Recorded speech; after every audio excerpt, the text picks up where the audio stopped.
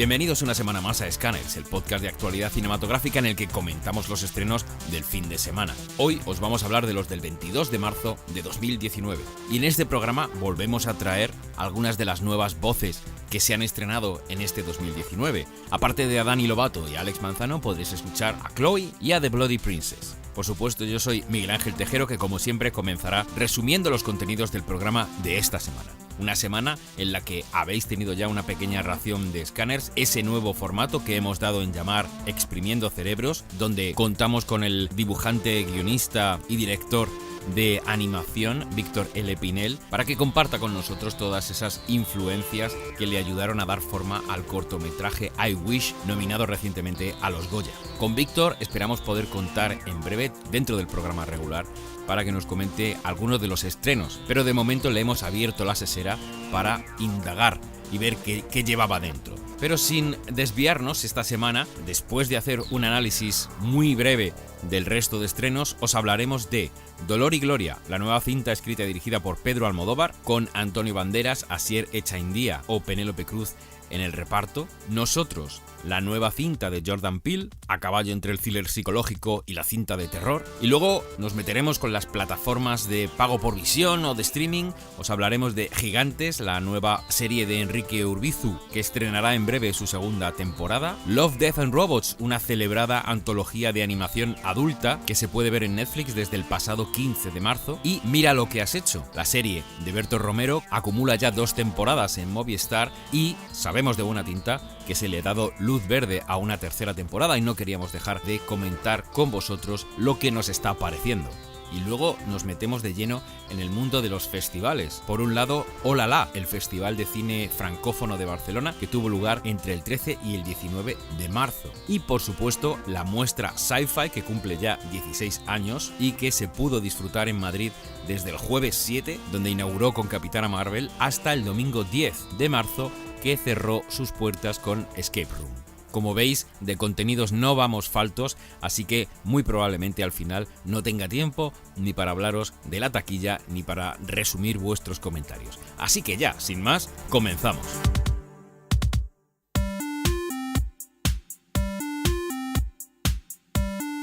El resto de estrenos comienza con una película de Paul Bates, un drama que nos devuelve al mundo de la ópera con tinte de thriller, ya que hablamos de secuestros y desapariciones. En el reparto Ken Watanabe, Christopher Lambert y nuestra querida Julianne Moore. La sinopsis dice: una cantante de ópera mundialmente conocida es secuestrada como rehén junto a otras personas cuando un rico empresario japonés la invita a actuar para él en Sudamérica. Desde Italia nos llega Donde caen las sombras, un drama basado en hechos reales dirigido por Valentina Pedicini. Anna y Hans, una enfermera y su ayudante en una clínica para ancianos, son 2 almas de niños que habitan cuerpos adultos. Atrapados en el tiempo y el espacio, se mueven entre los cuartos y el jardín de lo que solía ser un orfanato. Ahora es cuando caigo que he leído que esto está basado en hechos reales. Desde Francia nos llega Funan, una cinta de animación dirigida por Denis Do, también basada en hechos reales. Nos lleva al año 1975. Chow lleva una vida tranquila hasta que una mañana la guerrilla sumerge a Camboya en el horror. La población es deportada a los campos y Chow se ve obligado a sufrir cuando su hijo de 4 años es secuestrado. Su mundo se viene abajo, pero no pierde la esperanza. Esta película consiguió el premio al mejor largometraje en el Festival de Annecy en 2018. Margolaria, el pintor. Estamos ante un documental español que utiliza como eje una conversación por Skype entre el músico Mikel Urdangarín y el pintor Alain Urrutia. El pintor le ofrecerá una de sus obras a Mikel a modo de regalo, pero con una condición: el músico tendrá que ir a buscarla a Londres en ferry, atravesando el mar. Con esta excusa nos adentramos en el día a día de un artista que apuesta por vivir de su trabajo hasta llegar a la clave que se esconde en el centro del laberinto de todo artista, ya que toda búsqueda en verdad es un viaje. Onyx, los Reyes del Grial, esta película de producción española, dirigida por Roberto Guirault, con Jim Caviezel y María de Medeiros en el reparto. La historia del Cáliz es la historia de la eterna batalla entre la concordia y el odio de los hombres. Su supervivencia a los avatares de la historia nos enseña que a pesar de los fracasos del pasado, las diferentes gentes y culturas son capaces de tolerarse y respetarse unas a otras. Esta es la crónica de la dimensión del ser humano acuñada en una humilde copia que ha sobrevivido a 2000 años de civilización. Vosotros sois mi película. Por fin llega a nuestras salas, supongo que también se podrá ver en alguna plataforma de pago por visión, el documental de Wismichu, dirigido por Carlo Padial. Ya sabéis, Ismael Prego, conocido como Wismichu, es un famoso youtuber español que realizó en 2018 en el Festival de Sitges una performance que generó polémica y le puso en el punto de mira de los medios. 1 hora y 20 de una única escena repetida en bucle. Vosotros sois mi película es la historia detrás del escándalo y un retrato generacional que pone de manifiesto la erosión de la verdad en la era digital.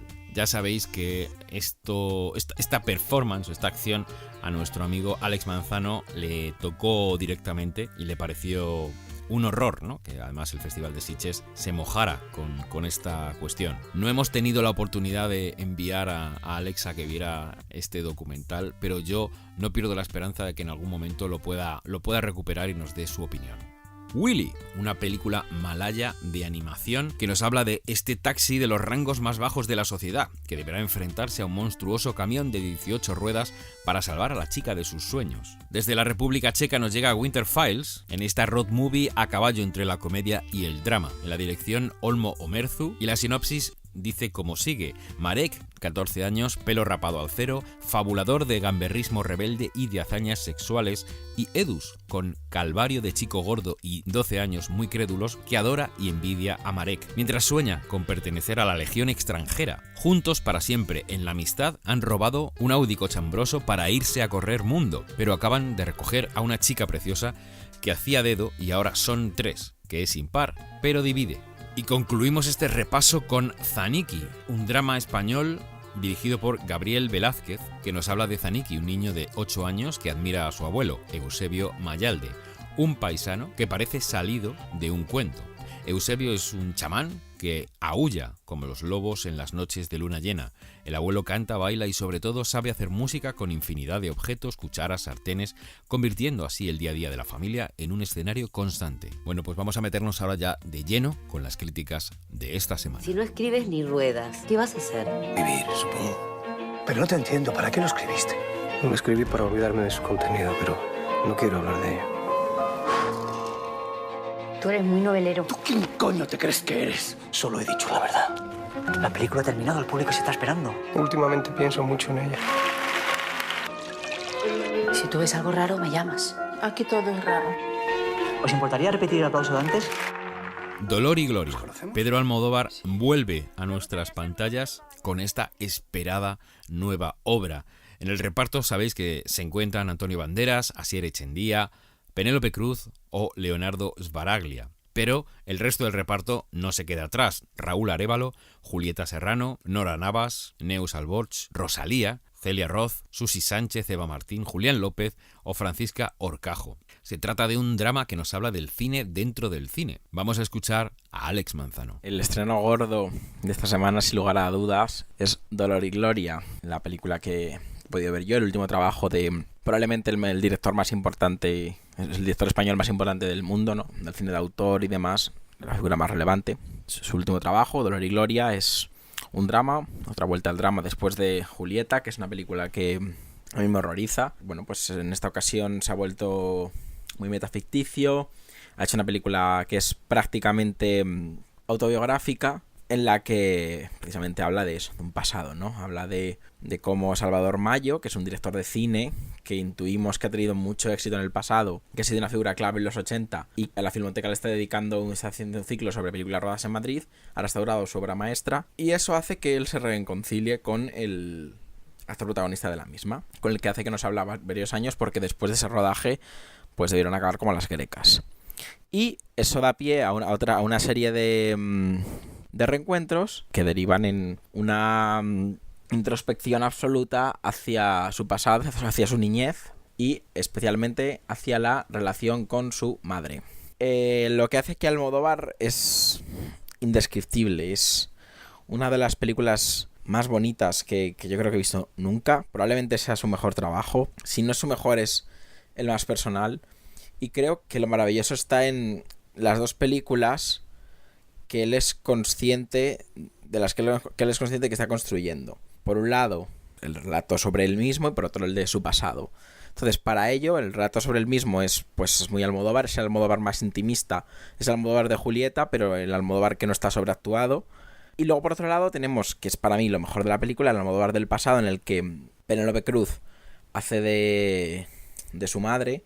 Es una parte también que recuerda un poco a la mala educación por lo que trata. De hecho, los fragmentos de la infancia, de su educación escolar, están omitidos porque entendemos que una forma de conocer eso es viendo la mala educación.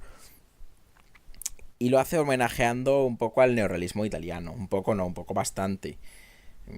De hecho, hay un momento de la película en el que vemos una mesa de trabajo de este señor y tiene un DVD de Mamá Roma. Estaban viendo otra película que no recuerdo cuál era. Entonces creo que se dice mucho por el argumento de esa película, que no es que su madre fuera prostituta, pero simplemente por esa idea de una mujer obsesionada con que su hijo tenga una vida mejor, que es precisamente de lo que habla esta parte del pasado. Y aquí también introduce un poco cómo aparece el deseo, en el caso de Almodóvar, homosexual, a través de un personaje que interpreta a César Vicente, que es un novel por lo visto, pero maravilloso, pero maravilloso, al cual Almodóvar filma de una forma bastante similar a la que Visconti filmaba a Alain Delon en Rocco y sus hermanos, con ese erotismo, esa admiración, esa cámara que se ve que está enamorado de él, y eso me pareció muy, muy, muy, muy, muy bonito. Entonces, ya os digo que para mí ha sido una experiencia preciosa. Disfruté mucho la película, me parece brillante, o sea, os digo que me parece alucinante. La recomiendo muchísimo, pero muchísimo. Es una película que creo que va a ser muy, muy importante este año dentro del cine español y en general yo creo que dentro de la carrera de Almodóvar va a ser una de las películas de las que más se hable cuando se analice en perspectiva en el futuro y demás. Y de hecho es una película tan crepuscular y tan testamental que podría ser su último trabajo. Y me parecería una forma sublime de cerrar una filmografía. Es una película para amantes de Almodóvar, para gente que ha visto toda su obra. A ver, yo he visto todas menos 5, creo.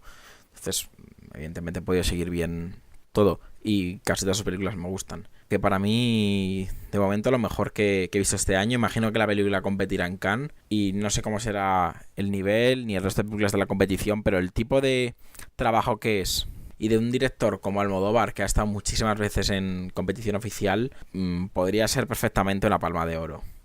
Y lo digo así sin complejo ninguno. Es que me da igual. Creo que puede ser una Palma de Oro. Sería una Palma de Oro, para empezar, preciosa, y creo que más que merecida, y además que es su momento. Por otro lado, hay que hablar mucho de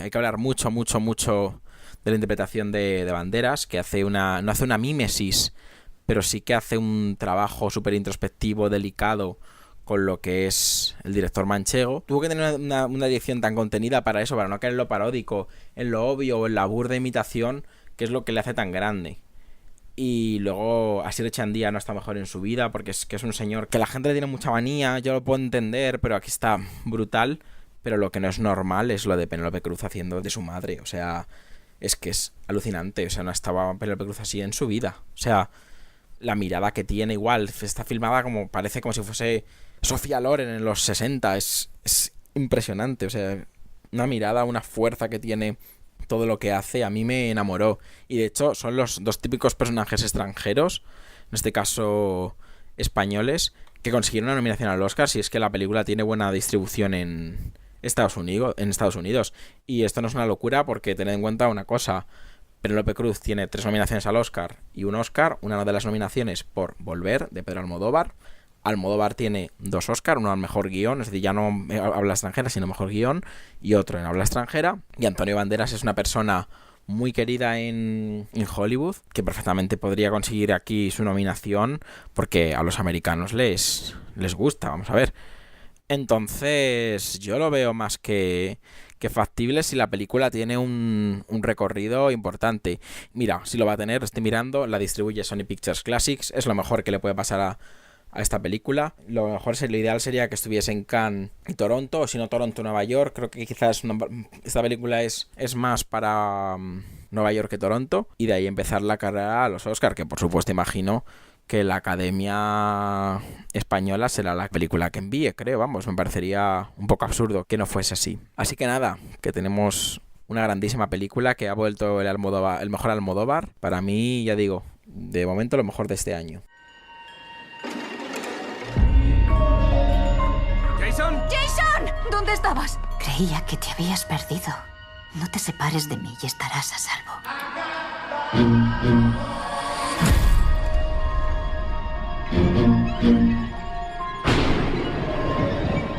Hay una familia en el jardín. Serán los vecinos.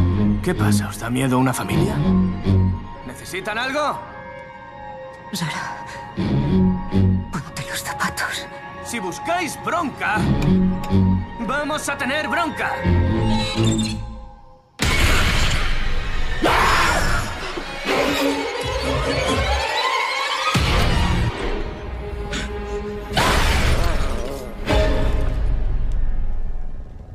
¿Qué sois? Nosotros.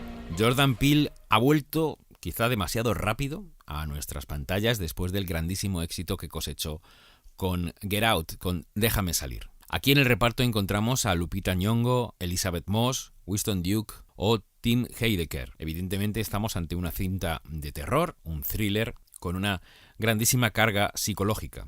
Vamos a leeros la sinopsis oficial. Adelaide Wilson es una mujer que vuelve al hogar de su infancia en la costa junto a su marido Gabe y sus 2 hijos para una idílica escapada veraniega. Después de un tenso día en la playa con sus amigos, Adelaide y su familia vuelven a la casa donde están pasando las vacaciones. Cuando cae la noche, los Wilson descubren la silueta de 4 figuras cogidas de la mano y en pie delante de la vivienda. Nosotros enfrenta a una entrañable familia estadounidense a un enemigo tan insólito como aterrador, una versión maléfica de ellos mismos. Y como veis, tanto la sinopsis como el primer tráiler que vimos no esconden el hecho de que efectivamente son los propios integrantes de esta familia los que en una especie de versión malvada les atacan, ¿no? Y quieren acabar con ellos. Motivo por el cual os imaginaréis que hay mucho más allá, ¿no?, de esta premisa que ya en principio es muy inquietante. Por un lado, Jordan Peele no se aparta de la constante que marcó en Get Out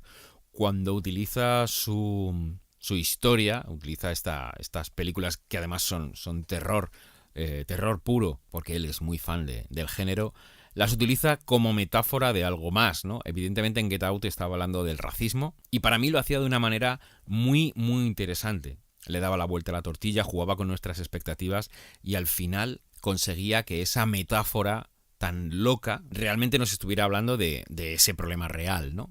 Y aquí, digamos que se hace más que evidente desde el comienzo de la promoción de la peli, cuando veíamos el tráiler, ¿no?, el póster con las tijeras y tal, que Jordan Peele lo que quería era enfrentarnos a nosotros mismos. No deja de decir en las entrevistas que todos llevamos dentro una versión oscura y maligna, ¿no? Y esto además lo emparenta con la conversación que tuvimos con Víctor en el Exprimiendo Cerebros de esta semana, cuando hablábamos de donde viven los monstruos, ¿no?, donde se esconden los monstruos. Esa cinta que hablaba de que cuando somos pequeños no sabemos controlar los sentimientos y podemos hacer barbaridades sin darnos cuenta y hacer daño a gente que nos quiere. Pero es que realmente el hecho de crecer y convertirse en adultos no implica que perdamos esa parte oscura o violenta o tenebrosa o llámalo como quieras, ¿no? Simplemente conseguimos enterrarla y sepultarla bajo, bueno, pues una serie de normas sociales, ¿no?, que impiden que vayamos por la calle mordiendo a la gente. Pero eso no quiere decir que sigamos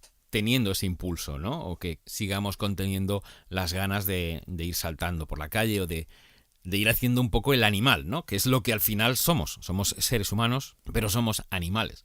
Y esto es básicamente de lo que quiere hablar Jordan Peele, ¿no? Tengo que decir que yo la peli la disfruté mucho. Quizá se me hizo un poquito larga porque son 2 horazas. Quizá no hacía tanta falta matizar y subrayar todo lo que nos cuenta. Sí que es verdad que se lo toma con mucho tiempo, se lo toma con tranquilidad.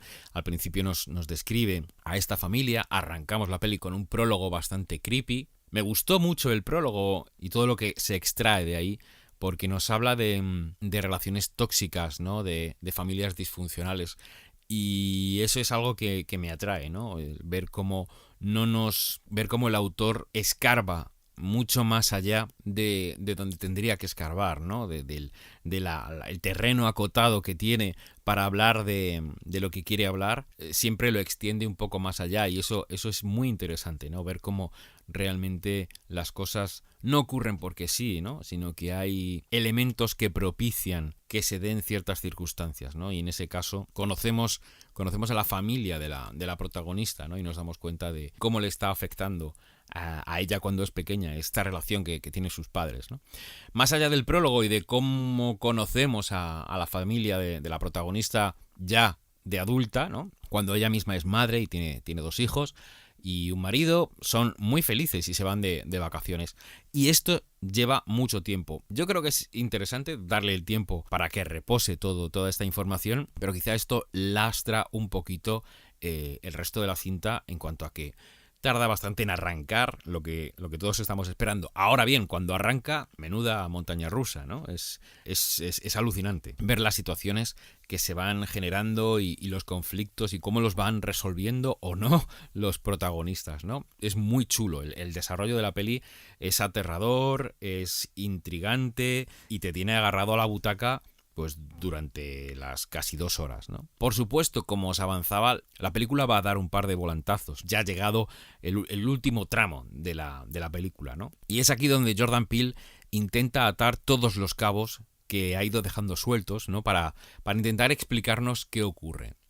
Y aquí se dan 2 circunstancias que para mí hacen de menos a la película. De repente todo se para, el ritmo vertiginoso que lleva la cinta, ¿no? En ese punto ya llegado el 3er acto, se para todo para que nos den una explicación verbal de lo que ha ocurrido. El hecho de no saber integrar toda esta información de una manera más cinematográfica, el hecho de tener que sentarse una persona a explicar por qué ocurre lo que ocurre, para mí es una bajona.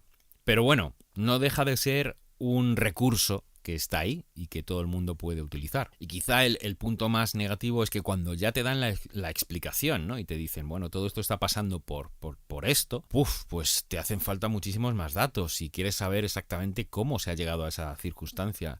Y lo que es peor, empiezas a analizar la situación y dices, es imposible que todo eso haya tenido lugar, ¿no? No está justificado de ninguna de las maneras que todo esto se esté dando, ¿no?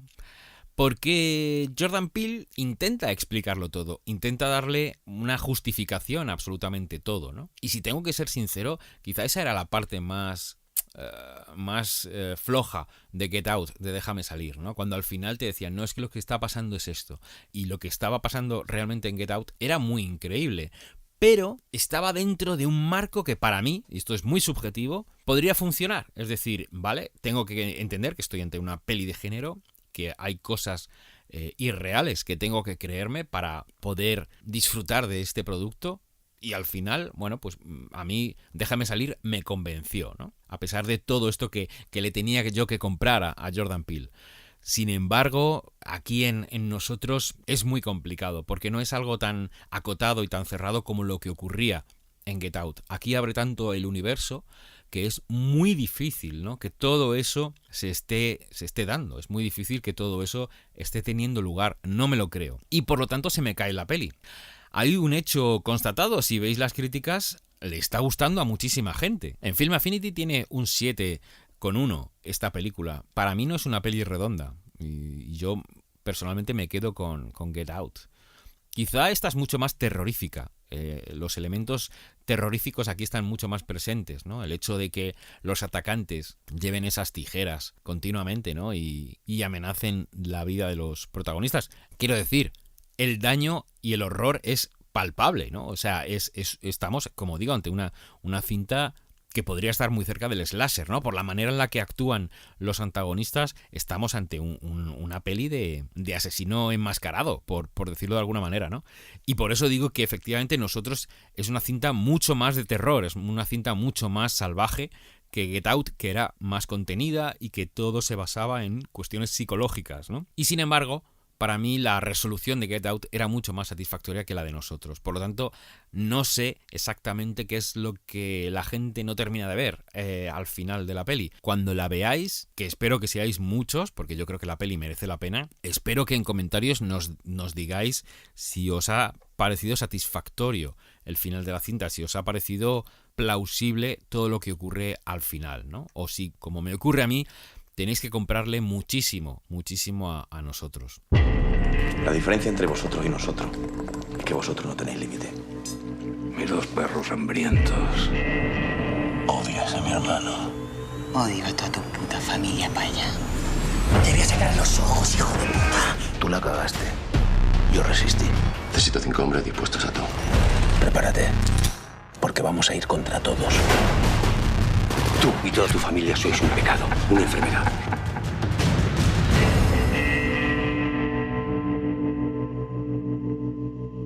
Esto es una familia. Bueno, nos metemos ya en el mundo del streaming o del pago por visión y vamos a hablaros de la serie Gigantes. Como sabéis, está dirigida por Enrique Urbizu y Jorge Dorado. En el reparto encontramos a José Coronado, Daniel Grau, Isaac Ferriz, Carlos Librado, y se trata de un thriller de crimen familiar, ¿no? Basado en el clan de los Guerrero, la familia que ha encontrado en el negocio de la compraventa de muebles en el Rastro de Madrid la tapadera perfecta para el desarrollo de sus actividades criminales.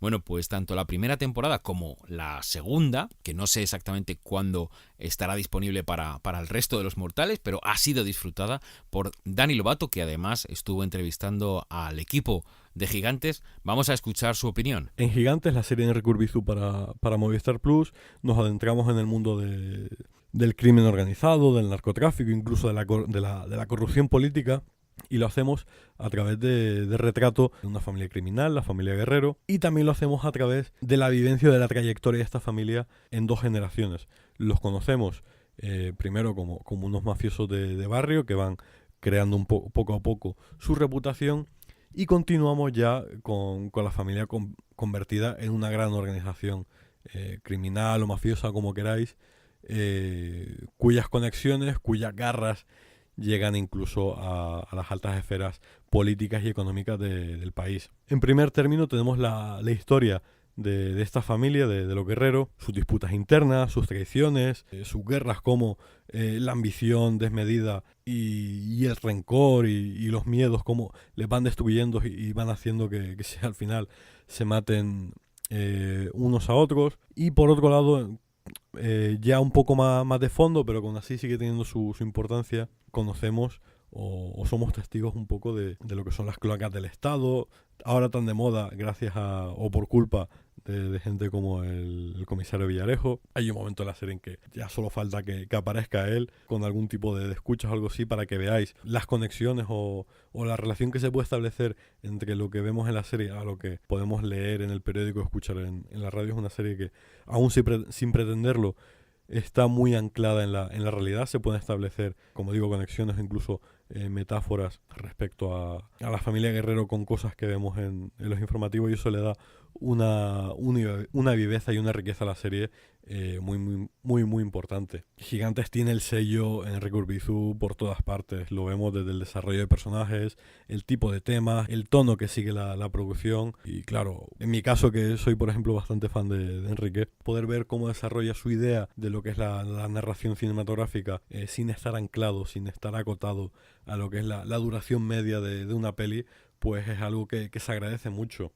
Es una serie que, si bien se puede ver fácilmente en maratón, sí creo que es recomendable verla de forma algo más pausada, para poder disfrutarla, para poder masticar lo que estamos viendo. Es una serie bastante densa, así que si tengo que recomendar la forma de consumir Gigantes, diría que lo ideal sería hacer visionados de 2, incluso 3 capítulos, con lo que nos daría para 4 sesiones al menos. En un par de días te ves la primera temporada, luego otros 2 días para la segunda temporada. Darle un poco de tiempo e incluso volver a hacer un segundo visionado porque hay muchos detalles que se toman a escapar.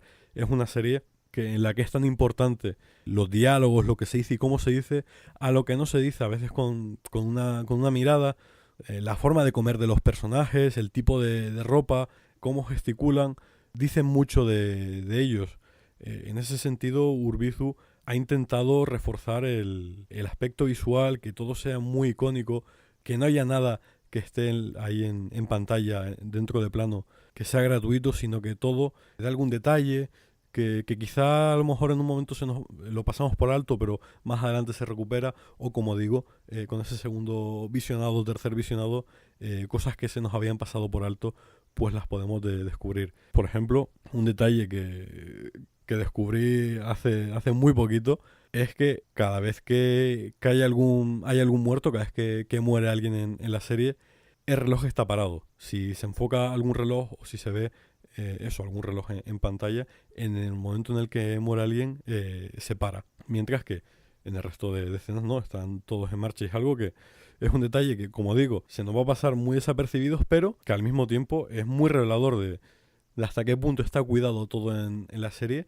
y cómo todo tiene su significado. Esto al final no es algo gratuito, tiene mucho que ver con la matanza que supone la serie, con esta bajada a los infiernos, esta destrucción que vamos a ir viendo a lo largo de la narración, y una vez que se vea, alcanza estos doble sentido y alcanza estas capas de profundidad que en una maratón de 16 horas, por más que estemos ansiosos, no vamos a poder disfrutar, no vamos a saber apreciar de la misma manera. Está concebida, Gigantes, como si fuera un serial televisivo de estos clásicos, como estos folletines literarios también, y eso se traslada en personajes que están alejados del naturalismo, que están alejados de realismo, son bastante más extremos que una producción o una historia que busque ese anclaje con la realidad, pero al mismo tiempo es algo que lo hace todo mucho más icónico, más literario. Las situaciones que se van desarrollando también tiran mucho en esa dirección. Siempre que sucede algo, sucede a lo grande, y según van sucediendo cosas, la escalada es siempre mayor, siempre la apuesta es a la grande para hacer mucho más épico, mucho más interesante, más dinámico ese viaje de los personajes. En cierto modo es algo que permite a Urbizu jugar, disfrutar con la narración, con sus personajes. Es algo que de todas formas no le es ajeno al realizador. Lo vimos, por ejemplo, en No habrá paz para los malvados. Si recordáis al personaje de José Coronado en aquella película, era un tipo solitario, unos rasgos muy marcados, un personaje que difícilmente veríamos en la realidad, pero al mismo tiempo muy icónico y con el que era muy fácil adentrarse y sumergirse en el lenguaje y en el discurso con él. Y aquí sucede más o menos lo mismo, con distintos perfiles, con distintos tipos de personajes. Es interesante también el tipo de narración que lleva. Quizá haya quienes la puedan tachar de densa o de lenta, o que no terminen de encontrar un poco ese tono que persigue. Es muy deudora del cine clásico, del noir clásico, bebe mucho del western, incluso termina convertida ya en la segunda temporada en un western puro y duro, a través de sus duelos, las conversaciones, cómo respira la cámara, cómo respira la secuencia cada vez que hay algún tipo de enfrentamiento o algo así. Muchas veces incluso la planificación de la disposición de los personajes en el cuadro también recuerda mucho a ese cine clásico. A nivel de guión y del trabajo de los actores, contaron con ese tipo de referencias para poder desarrollar el proyecto, y todo esto hace que al final se aleje un poco de lo que son los cánones de las series de consumo masivo que solemos disfrutar, y sea un proyecto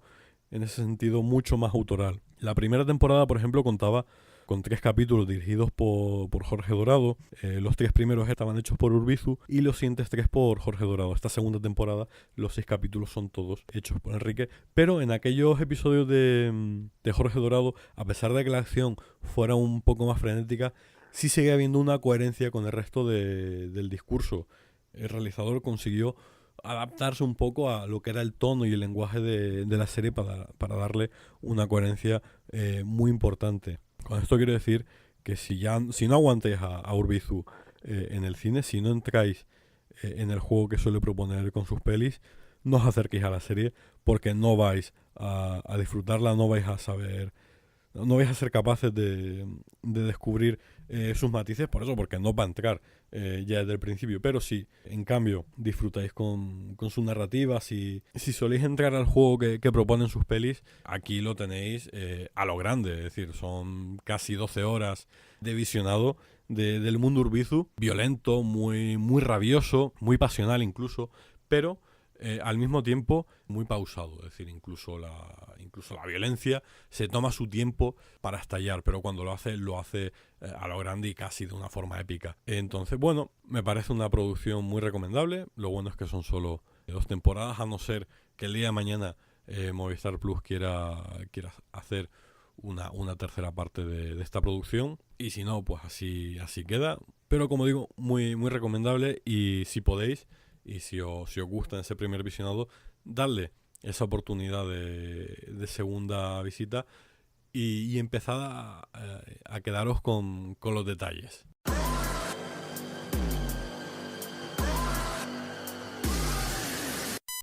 Love, Death and Robots. Estamos ante la serie de animación antológica y adulta creada por Tim Miller y David Fincher. Se trata de una serie, como digo, de animación de 18 capítulos autoconclusivos, autocontenidos. Esto quiere decir que cada episodio es de su padre y de su madre, no tienen nada que ver, salvo quizá el tono. Es una serie que está marcada por tener un tono muy macarra. Básicamente, los que hayáis visto Deathpool de Tim Miller sabéis lo que esperar, ¿no? Aquí hay mucho gore, hay sexo, hay violencia, hay mucho humor, mucha mala leche, pero lo más interesante quizá es que las historias, los relatos están basadas en relatos de ciencia ficción, de autores que, bueno, tienen más o menos renombre, ¿no? Y además es muy interesante que la serie ha sido construida, producida alrededor del mundo. Hay muchos estudios de animación que han trabajado en Love, Death and Robots.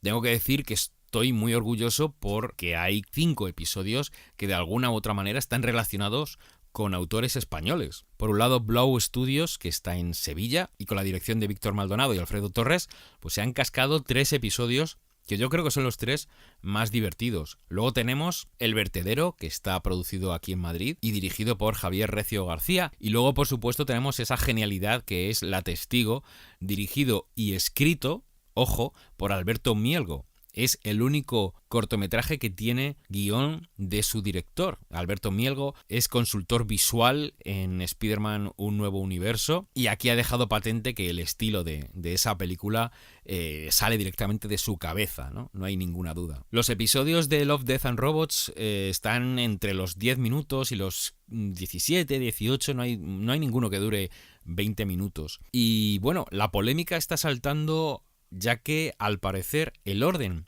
en el que se nos presentan los episodios no es el mismo para todos los usuarios de Netflix. Es muy curioso cómo la gran mayoría de la gente con la que he hablado empieza la serie por el cortometraje La Ventaja de Sony, que es una pieza de animación increíble, una batalla de monstruos flipante y un desarrollo visual alucinante. Y sin embargo, yo he empezado con Más allá de Áquila. Podría estar dentro del terreno de la space opera, sobre todo por cómo nos plantean la premisa del episodio. Y claro, esta diferenciación, este pequeño matiz y este detalle que a mí la verdad es que me había pasado un poco desapercibido hasta que he empezado a leer en las redes sociales que hay gente que se estaba quejando porque podría ser que el algoritmo de Netflix estuviera teniendo en cuenta nuestra orientación sexual para elegir al menos el primer episodio, porque yo creo que casi todos tenemos como segundo episodio el genial 3 robots, como digo, del estudio Blow, y que es una maravilla, ya que yo creo que es el que más le está gustando a la gente porque es muy divertido y muy macarra, ¿no? Muy bestia. Así que no sé qué me podréis decir. Tengo que daros el matiz para que lo entendáis y saquéis vuestras propias conclusiones. Más allá de Áquila tiene una escena de sexo heterosexual, y La Ventaja de Sony es un episodio que a pesar de que no tiene nada que ver con relaciones interpersonales, sí que hay un pequeño escarceo lésbico entre dos mujeres, ¿no? Y no sé si tiene sentido, ¿no?, lo que estoy diciendo, pero ya me contaréis cuál es el orden en el que se os han presentado a vosotros los episodios. Si tengo que elegir los que más me han gustado, lo tengo muy, muy complicado. Historias alternativas, otro de los episodios de Blow Studios, nos enseña diversas líneas temporales que se abrirían en distintos momentos con algunas muertes de Hitler alternativas en distintos puntos del tiempo. Muy, muy divertido. Punto Ciego es una macarrada cyberpunk con música machacona, muy, muy divertido. Muchos episodios se quedan simplemente en lo visual y no tienen una historia detrás apabullante. A lo mejor tienen un giro, ¿no?, como es lo que le ocurre a Punto Ciego, que al final tiene un giro de ciencia ficción interesante. Cima Blue sería el episodio más filosófico y el que más vueltas le da a la cuestión de la inteligencia artificial, y es también muy, muy bonito de ver. Uno que me ha gustado muchísimo, muchísimo es Afortunados 13 o Lucky 13, la relación entre una piloto y su aeronave, y una aeronave con inteligencia artificial también. Es apabullante, es precioso de ver, es un 3D súper fotorrealista y la historia que cuenta es muy, muy bonita. Mano Amiga es terrorífico, es quizá de los más cortitos y es absolutamente terrorífico. El Vertedero, el episodio de Javier Recio, es el episodio que tiene el estilo más cartoon, a pesar de que está hecho en un 3D increíble. Ese vertedero tiene mucho trabajo detrás, es muy complicado hacer lo que han hecho esta gente. Buena Caza es el que tiene un estilo más oriental y tiene elementos de steampunk, tiene personajes que son animales antropomórficos, que nos llevaría al mundo de los furries, ¿no? Que yo creo que Buena Caza es, el episodio de las minorías de los salones de cómic, ¿no? Es muy, muy bonito, es una pasada y la historia es muy chula. Yogur al Poder, otro episodio dirigido y producido aquí en España, también muy loco y muy divertido. La Testigo, ese episodio de Alberto Mielgo, con un ritmo frenético, con un desarrollo visual apabullante y bueno, con una trama que no deja de tener su punto, sobre todo porque para una historia que dura 12 minutos, pues tampoco le vamos a pedir mucho más, ¿no? Pero es que es flipante el episodio, visualmente es la pera. La Edad de Hielo, el episodio dirigido por Tim Miller, ¿no?, es el único que tiene acción real, que son dos actores en un apartamento y lo que ocurre en su congelador. A mí me da rabia que Tim Miller haya dirigido el único que no es animación pura, ¿no? Es como si hubiera querido distinguir diciendo que yo soy director de acción real ahora, ¿no? Y el episodio es bastante flojito, es muy chulo, visualmente es muy, muy bonito, pero se queda ahí, ¿no? La Ventaja de Sony, que ya he comentado, es un episodio apabullante, esa pelea de monstruos y además ese giro al final es de dejarte con el culo muy torcido. Y Tres Robots, como ya he comentado, es quizá el favorito de todo el mundo porque está muy bien escrito, es muy divertido y bueno, luego mola mucho el diseño de cada robot, lo que realmente analizan del ser humano, ¿no?, mientras dan ese paseo posapocalíptico. La serie me ha flipado. Estoy revisando algunos episodios puntualmente que me apetece volver a ver porque creo que merece la pena fijarse y dejarse deleitarse, ¿no?, por los detalles de algunos de estos episodios. No me han volado la cabeza todos. Como digo, suelen ser premisas muy, muy sencillas y sin embargo pues suelen contener puntos de genialidad que merece la pena destacar, ¿no? Un lujo de serie, Love, Death and Robots, que yo desde aquí espero consiga tener continuidad en el tiempo y ser un producto de Netflix que cuente con más temporadas en el futuro. Oye, venga, a prepararse. ¿Pastis? No, ibuprofeno. ¡Que te cortes los cojones! ¡Joder, qué puto desastre! ¿Cuándo dejó esto de ser una comedia? Se convirtió en una tragedia. Cuando dejaste de ser un cómico y empezaste a creerte que eres un actor. Joder, me nominaron a un Goya. ¿Qué más tengo que hacer para que consideres que soy actor? ¿Ganarlo? Hostia. Mira lo que has hecho. La serie creada por Berto Romero para Movistar acaba de recibir su segunda temporada para los abonados a esta plataforma y sabemos que se le ha dado luz verde a una tercera temporada, pero aparte de que se haya hecho público, nosotros lo sabemos de primera mano porque, como sabéis, el último Campamento Krypton, pues tuvimos la suerte de grabar junto a Berto Romero un programa divertidísimo y que sigue creciendo. La verdad es que está teniendo un recibimiento flipante.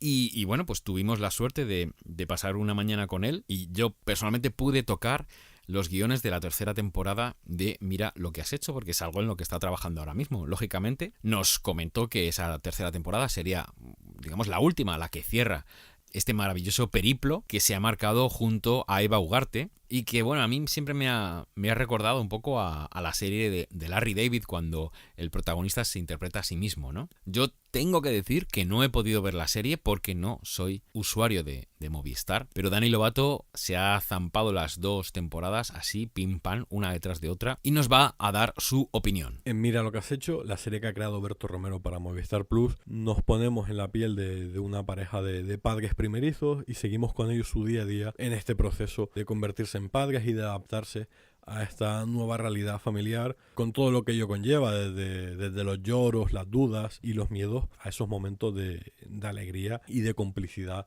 entre los padres en este largo y complicado camino. Y al final un poco el hacerse mayor.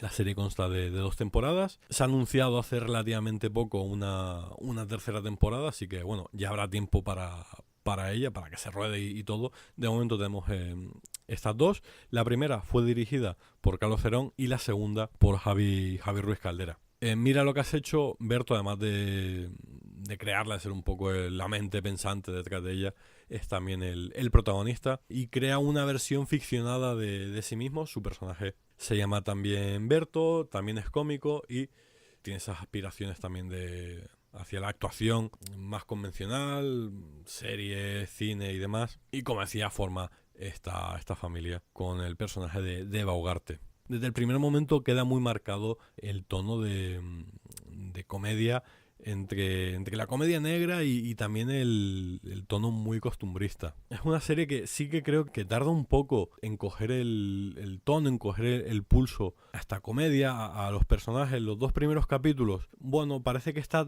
tanteando un poco el terreno, a ver por dónde tirar, pero ya a partir del tercer capítulo de esta primera temporada consigue encontrar ese tono, consigue dar con la tecla y la serie al final es un no parar. Y sí que creo también que mejora mucho en lo que es su segunda temporada, con apuestas muy locas, muy arriesgadas y un sentido del humor que no deja títere con cabeza, lo que de vez en cuando no está nada mal, el saber reírse de uno mismo y de las situaciones cotidianas, pero sí da la sensación de que Javi Ruiz Caldera, también por todo el trabajo que tiene con Berto previo en sus pelis, uno sale con la sensación de que hay mucha más química entre Ruiz Caldera y Berto.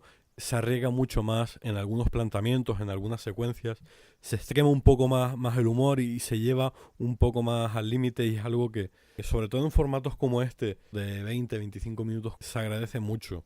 Le da mucha más vidilla, le da mucho más dinamismo a la propuesta. Todo ello, como digo, sin desmerecer el trabajo de Carlos Terón en la primera temporada, que además en la segunda sigue estando vinculado. Si conocéis su apariencia y sabéis quién es, enseguida os daréis cuenta de a qué me refiero, y es un detalle muy gracioso, muy divertido. Mira lo que has hecho es una comedia difícil en el sentido de que al tirar de este tono entre costumbrista y forzando mucho el límite de ese humor negro, y que no renuncia para nada al contraste con el drama y con los momentos más dramáticos, más trágicos, hace que sea complicada en el sentido de que está continuamente removiendo al espectador, lo cual también es muy de agradecer. Es una producción que no nos deja indiferentes, busca siempre apelar al espectador, buscar que se empatice con ellos, y va saltando del momento dramático más oscuro, más duro, a la comedia más loca y más desacomplejada, con mucha naturalidad, lo que hace al final que los personajes estén mucho más vivos y podamos empatizar mucho mejor con todos ellos. Luego, otro aspecto con el que la serie se mueve mucho, sobre todo en lo que es la segunda temporada, y que da también lugar a reforzar y a subrayar esta idea del tránsito entre el drama y la comedia, es el ejercicio de metaficción que se hace. Ya la propia serie en sí, al presentar a Berto como personaje y al plantearnos una realidad familiar que puede ser o no similar a la suya en el Berto persona fuera de focos, es algo que está ahí, pero es que encima la serie hace otra vez ese juego. Y el Berto personaje plantea en un momento dado hacer este ejercicio con un Berto personaje. Suena complicado, suena enrevesado, pero al mismo tiempo es muy divertido. Y esto permite también, sobre todo en lo que es la segunda temporada, a jugar con los personajes. En algún momento se juega al despiste con el espectador. Si uno está atento a las pistas y a las señales, sabe identificar muy bien cuál es la fantasía del Berto personaje, pero es algo que se traslada incluso a los propios decorados, a algunas de las situaciones, y permite hacer una contraposición dentro de la serie de lo que es la realidad y lo que es la fantasía. Permite conocer mucho más al personaje de Berto, y a través de este ejercicio de metaficción que se propone, también lo conocemos interiormente, conocemos lo que siente y lo que piensa de verdad, sin que tenga la necesidad de verbalizarlo en una conversación, tomando un café con algún colega. Quizá la clave de Mira lo que has hecho sea la humanidad que tienen sus personajes. Lo vemos con sus cosas buenas y sus cosas malas. Son personajes muy falibles, que están todo el día liándola, haciendo las cosas mal, pero al final se tienen el uno al otro y consiguen eso, encontrar la forma de salir adelante, sobre todo si sois padres. Si os encontráis en la situación de los personajes, os vais a identificar con muchas de las situaciones y con muchas de las tonterías que se dicen y que se ven. La comedia surge de forma muy natural. En ese sentido, todo transcurre con cierta fluidez, cierta naturalidad, que hace que entremos muy pronto en el juego. Incluso en esa segunda temporada, con Javi Ruiz Caldera, que si habéis visto alguna de sus parejas anteriores, es un tipo que muchas veces tira mucho hacia la parodia, suele forzar mucho los límites de lo verosímil. Aquí consigue llevar ese sello personal al tono y a la coherencia interna que sigue la serie, lo que le da un poco de pimienta, un poco de picante a la producción, pero que siga funcionando muy muy bien. Y lo interesante también es que cada una de las dos temporadas tiene su propio estilo, tiene su sello, por así decirlo. La primera nos presenta desde ese tono más costumbrista todo lo que es esa primera paternidad, ese proceso de aprendizaje, y en la segunda vemos un poco una vuelta a la tortilla, conceptos que se habían criticado en la primera, vemos cómo lo repiten los protagonistas. Eso sumado a este paso al primer plano del juego de metaficción lo convierte en una locura muy diferente y muy complementaria de lo que es esa primera temporada. Sí que tiene un fondo mucho más oscuro, es una segunda temporada. Lo decía Javi Ruiz Caldera en una entrevista que mantuve con él, que hablaban Berto y él de que la segunda temporada de Mira lo que has hecho era como el Imperio contraataca de Berto Romero, y es algo que sí, que si tenéis la oportunidad de verla y de hacer la comparación entre las dos temporadas, veréis que esos impactos dramáticos no son tan trágicos, duran más en el tiempo y hacen que los personajes se oscurezcan un poco, pero como decía, sin perder esa humanidad, sin perder ese puntito de esperanza que al final es lo que hace que consigamos convivir con ellos y que empaticemos con todos ellos. Y poco más, muy recomendable, muy disfrutable.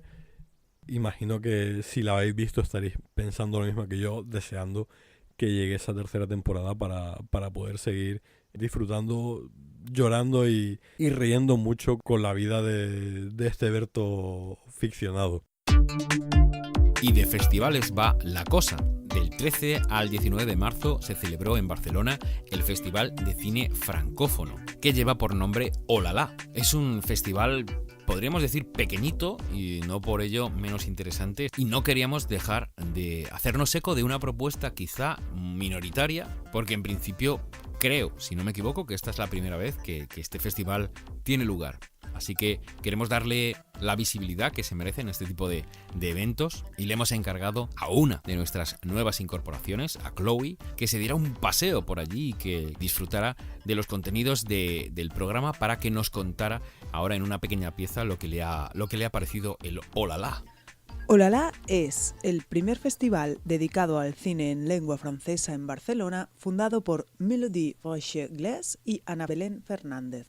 Cuenta con una sección oficial de obras estrenadas en reconocidos festivales internacionales como Cannes, Berlín o San Sebastián y nominadas en los César, que son algo así como nuestros Goya, y una retrospectiva dedicada a un cineasta, que en este caso ha sido la directora, guionista y actriz Agnès Jaoui, que ha hecho las veces de madrina en esta segunda muestra. En octubre y tras la primera edición, también presentaron la retrospectiva 50 aniversario de la Quinzaine des réalisateurs de Cannes. Ahora, en la segunda edición, también tuvimos a Catherine Corsini presentando Un amour impossible, que se ha llevado una mención especial de la crítica y ofreciendo una clase magistral como Jaoui. Otro de los invitados fue el llamado últimamente actor de moda Pierre Deladonchamp, que traía Les Vins Tournent y Les Chatouilles, que ha trabajado con Téchiné a partir de ser ganador del César por Mejor Actor Novel en L'Inconnu du Lac, un film extrañamente valorado con un inspector con aspecto de pedófilo que me hizo reír mucho.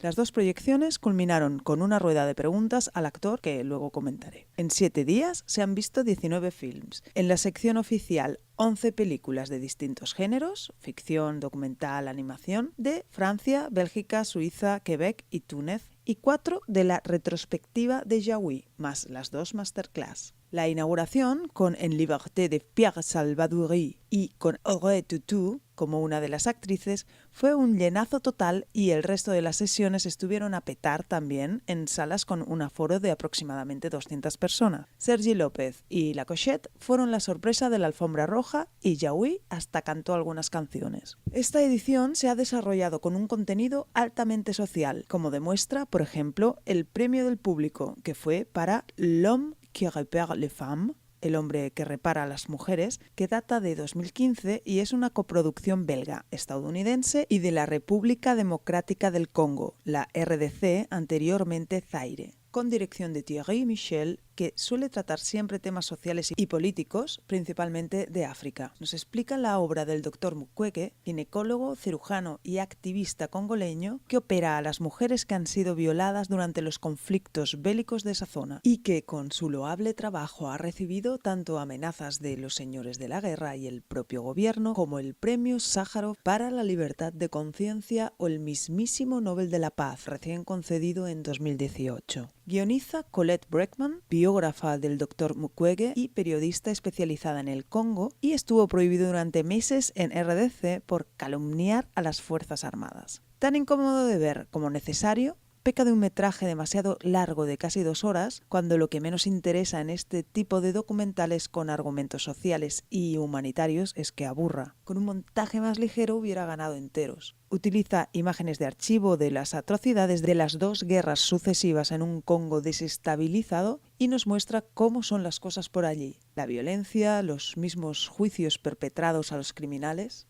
Pero las verdaderas protagonistas son las mujeres supervivientes, excluidas por sus propias familias y su comunidad, parias, que tienen al doctor como su símbolo de lucha y recuperación, al que ven como su salvador, como su padre. Hablan de la energía que desprende, le adoran. Tanto es así que cuando tiene que exiliarse a Europa montan una colecta para que vuelva y él, emocionado, decide ya nunca abandonarlas. Y vemos a miles de mujeres celebrando su vuelta, cantando y bailando el retorno de su Mesías. Desde entonces vive en su propio hospital, escoltado por los cascos azules. Antes de eso, caminaba hasta 30 kilómetros a pie por las montañas porque los coches solo los podían llevar los blancos. Y es que Mukwege no solo les proporciona atención médica, mucha a niñas y bebés incluso, sino también rehabilitación. Asistimos a una clase del propio doctor tanto a víctimas jovencitas como a otros cirujanos. y asesorías jurídicas gratuitas. A las mujeres no les permiten heredar, por ejemplo. La ópera de la banda sonora exalta el dramatismo del caso y resulta una experiencia dolorosa de la que la gente salió turbada. Vi a una mujer llorando, así que pueden hacerse una idea de la gravedad del asunto. Otro film proyectado fue Le Vent Tourne, de la suiza alemana Bettina Overly, un drama franco-suizo premiado en Locarno, que quizá es el que menos me ha gustado de toda la muestra y que empieza con la instalación de un aerogenerador para poder tener energía propia en una granja sostenible en las montañas del Jura, en la cordillera de los Alpes, donde una pareja intenta vivir de manera más ecológica. La visión de Bettina se hace patente en sus planos, la suavidad de su mirada, el trabajo con los silencios y las emociones, la delicadeza en cómo muestra la belleza de una Mélanie Thierry guapísima, que me recordaba a la de la actriz de Cold War, pero la trama es desdibujada y reduccionista. No se encuentra un verdadero diálogo sobre la sostenibilidad y el final es exageradísimo, rompiendo abruptamente, a mi parecer, la trama principal, que es la catarsis que vive la protagonista ante el ya famoso elemento exterior, con un guión algo absurdo a veces en lo referente a la relación entre los dos hombres. Fue la primera película que de la Duchamp comentó,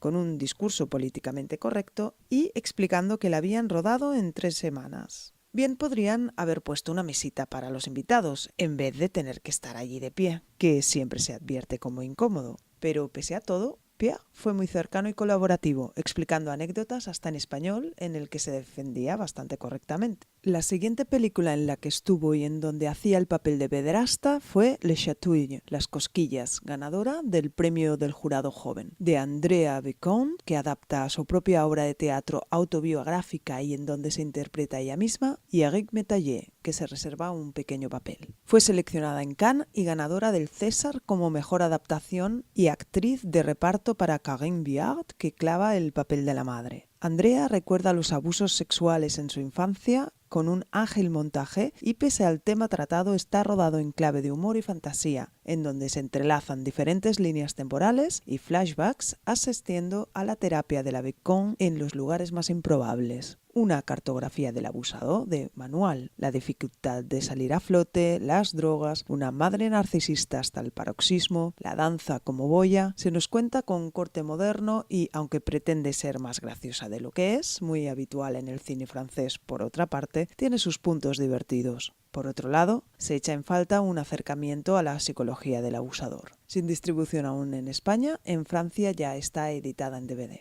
En No Bataille, Guillaume Senès, director y guionista belga, nos cuenta cómo debe sobrevivir un padre con 2 hijos al abandono sin explicaciones de su mujer a la familia. 5 premios en los Magritte del cine belga, incluidos Mejor Película y Mejor Director. Es una película bastante cuidada en los detalles, como diría Javier Cansado, las maletas aquí sí pesan, y conteniendo unas interpretaciones naturalistas, aunque este drama familiar intimista se hace algo largo y pesado. Tiene una buena dirección de actores, bien reflejada en los 2 niños, menciona la pequeña Lena Girardot, pero los 2 están muy bien. Romain Duguis, conocido mayormente en papeles de comedia como la trilogía con la Toutou, pero que también hizo de Colin en L'écume du jour de Gondry, hace aquí un cambio de rol para interpretar al sufrido padre abandonado. Y ya comentamos la última película, Aurore, Aurora 50 primaveras, que es de la guionista, actriz y directora Blandine Lenoir, que debutó como actriz en el cortometraje Carne de Gaspard Noé. Agnès Jaoui es Aurore, una mujer de 50 años separada, con sofocos de la menopausia, sin trabajo y a punto de experimentar el síndrome del nido vacío. Una especie de dramedia costumbrista y vitalista, sin demasiado fondo, pero entretenida que puede verse sin problemas. El premio de la crítica, compuesto por diversos periodistas, fue para Mon cher enfant, una coproducción de Túnez, Bélgica y Francia, seleccionada en la quincena de realizadores de Cannes y para la que en el festival se tuvo, después de la proyección, un coloquio con Juan Antón Mellón y Laia Vila. Me quedó la espinita clavada de no poder ver De Lily à Paris, de Michel Ocelot, el artífice de las películas de animación de Kirikou, pero en general, a pesar de los anuncios pesaditos, los fallos de unas traductoras demasiado jóvenes, los caos en las filas que no se arreglaron hasta el fin de semana y los retrasos de hasta 15 minutos, tan por otra parte comunes en este tipo de muestras, fue un festival agradable regado de crepes y cava al que se le ve con ganas y tablas para seguir creciendo. Bon, hasta mi próxima crónica. A bientôt, mis amis. Uno de los festivales fantásticos más señeros de Madrid ya lleva 16 años con nosotros. La muestra Sci-Fi, avalada lógicamente por el canal Sci-Fi, tuvo lugar en Madrid del 7 al 10 de marzo. Y ahí estuvo nuestra aguerrida Bloody Princess batiéndose en duelo y pasándoselo pipa en la sala de la mandanga para disfrutar de los chorretones de sangre y de la mala baba de algunas de estas películas. Vamos a escuchar su opinión. Hola a todos, hoy estoy aquí para hablaros de la 16 muestra Sci-Fi a la que tuve la suerte de asistir el pasado fin de semana en Madrid en el Palacio de la Prensa. Como su propio nombre indica, es una muestra de cine, esto no es un festival donde se votan películas y hay ganadores. Aquí simplemente es una muestra de películas en la que la mayor parte de las cintas ya cuentan con productoras que las van a proyectar en salas de cine o en el propio canal Sci-Fi, y nosotros solo tenemos la suerte de verlas con horas o días de antelación. Yo vi un total de 10 u 11 películas y me gustaría destacar pues aquellas que más me impactaron por uno u otros motivos. Para la inauguración eligieron Capitana Marvel. Creo que ya alguno de mis compañeros de Scanners os habrá hablado largo y tendido sobre ella, con lo cual yo no me voy a enrollar mucho más y simplemente deciros que a mí como presentación de personaje me parece una película bastante digna y entretenida y soy de las partidarias de Capitana y de todo lo que gira alrededor de ella. Para la clausura eligieron Escape Room, que yo no pude asistir, pero bueno, que ya la tenéis en cines, así que espero vuestras recomendaciones o no, para ver si voy yo a verla al cine. Entre las que vi, me gustaría destacaros Upgrade, que es una película dirigida por Leigh Whannell, que es su segundo trabajo después de Insidious tercera parte, y es uno de los amigos de James Wan y que contribuyó con él a ese bombazo que fue Saw a principios de los 2000 en la elaboración del guión, y además es uno de los protagonistas. Es una película de acción desenfrenada, muchos la han denominado como una especie de Terminator de serie B, a lo que yo le uniría una mezcla también con John Wick, incluso con Venom. Es una película de venganza en la que un hombre se convierte en una máquina de matar por un chip que le instauran en el cerebro por determinadas circunstancias, y va a emprender una lucha desenfrenada para averiguar quién ha sido o por qué se ha producido el asesinato de su mujer. Muy recomendable. Otra también que me gustaría señalar es In Fabric, que es el último trabajo de Peter Strickland, que para el que no los conozcáis es el creador de Barbarian Sound Studio, que fue una película muy conocida hace unos años, y en esta ocasión nos trae una película de terror en torno a un vestido mortífero. Es decir, que todos aquellos que posean este vestido van a sufrir terribles consecuencias. La película está dividida como en dos partes, con dos protagonistas totalmente diferentes. El humor negro y los personajes bizarros y las situaciones extrañas son muy recomendables, y es una película que, aunque está ambientada en los años 90, tiene una clara estética de los ya los setenteros, que visualmente es espectacular, y aparte la historia es estupenda, o sea, de lo más perturbadora que creo que hemos visto en primeros de año. Otra película que me gustaría también recomendaros, que a mí fue también de las que más me sorprendió, fue Nación Salvaje. En inglés es Assassination Nation. Esta película ya había recibido numerosos premios en los festivales a los que había asistido y era una de las que más ganas tenía de ver, y la verdad es que no me ha decepcionado ni lo más mínimo. Es como una reescritura de la persecución que sufrieron las brujas de Salem, pero llevado a la época moderna, y las persecuciones que sufren algunas personas por las mentiras o las cosas que se vuelcan de su vida en las redes sociales, y está muy bien traído, y aparte es una reivindicación feminista muy fuerte y muy interesante. La verdad es que también os la recomiendo.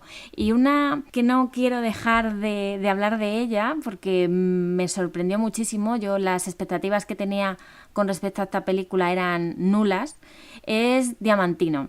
Diamantino es una película totalmente fantástica sobre la vida de un exjugador de fútbol que podía ser un clon de Ronaldo, porque es que es parecidísimo, y además es un futbolista portugués que ha perdido como el toque o la inspiración para meter goles y decide pues abandonar el mundo del fútbol y buscar un nuevo propósito en su vida, que va a ser adoptar un refugiado.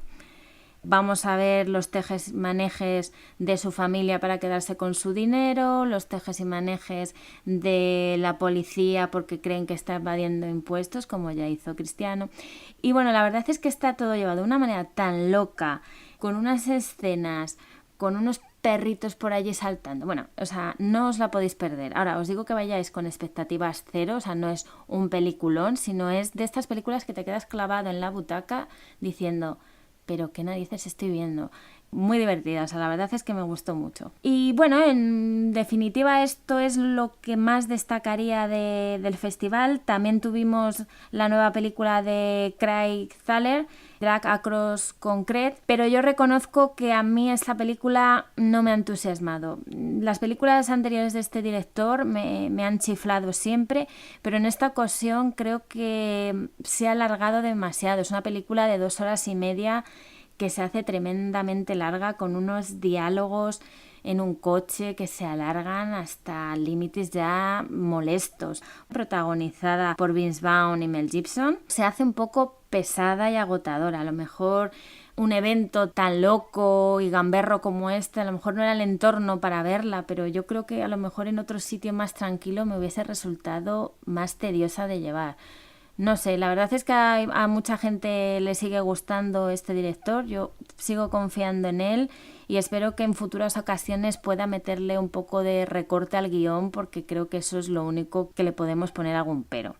Y bueno, hasta aquí mi valoración un poco de lo que ha sido la muestra Sci-Fi de este año, que ha tenido unos títulos muy potentes, también ha tenido cosas de las que debemos de huir muy fuerte, pero en definitiva ha sido una buena muestra y todas las películas de las que os he hablado tenéis que verlas o intentarlo al menos, y espero vuestras opiniones al respecto. Desde aquí le damos las gracias a la muestra Sci-Fi, a los amigos del canal Sci-Fi que nos permitieron acceder a los contenidos del festival, y yo tengo que hablaros de la última peli del sábado, que además fue la única que he podido ver, una película auténticamente maravillosa, One Cut of the Dead, que nos llega desde Japón, dirigida por Shinichiro Ueda, con guión del mismo Shinichiro, y que se nos plantea como una película de zombies, pero que realmente esconde una cinta de cine dentro del cine. La sinopsis es muy divertida porque no termina de ser del todo verdad.